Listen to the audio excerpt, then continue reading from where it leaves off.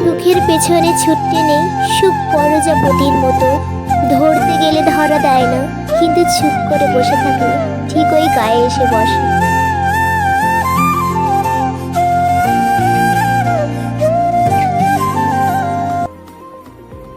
তো hello guys, welcome to our channel life of Rimi blogs. তো আজকে আমরা সকাল সকাল চলে এসেছি মাঠটা ঘুরতে।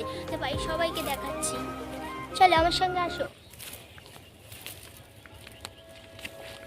তো অনেকদিন পর মাঠে আসলাম।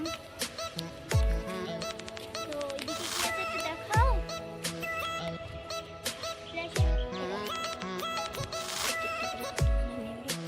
আমি দেখলাম একটা খড় কিন্ন, আমার খুব ভয় লাগছে, এটা দেখে আমার খুব ভীষণ ভয় লাগছে।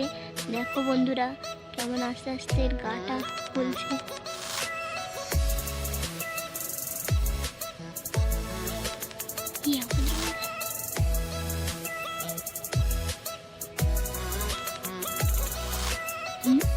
যেতে পথে আমাদের একটা গাছ পড়লো, তো এই গাছটা আমি চিনি না, নামটা জানি না, আপনারা জানলে কমেন্ট করবেন।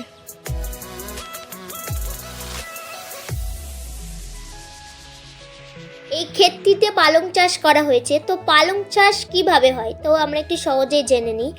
পালং শাক চাষ করার আগে চাষের জমিটাকে খুব ভালোভাবে ঝুরঝুরে করে তৈরি করে নিতে হবে। পরবর্তীতে সরাসরি বীজ ছিটিয়ে বা গর্ত তৈরি করে বীজ বপন করা যায়, অথবা বীজতলার চারা তৈরি করে সে চারা রোপণ করলেও পালং শাক ভালো হয়। বীজ বপনের পূর্বে বীজ 24 ঘন্টা পানিতে ভিজিয়ে রাখতে হয়। এইভাবে এখানে পালং চাষ হয়।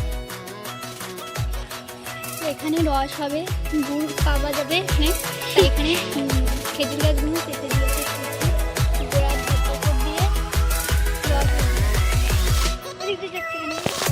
অনেক ভয় লাগছে ভয়ঙ্কর। এখানে দেখো একটা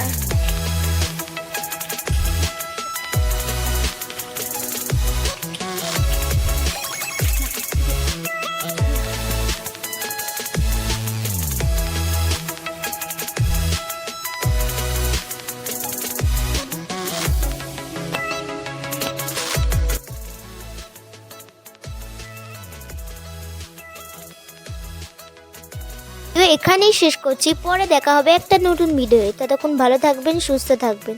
আর ভিডিওটা যদি ভালো লাগে like, comment and share, subscribe করতে ভুলবেন না।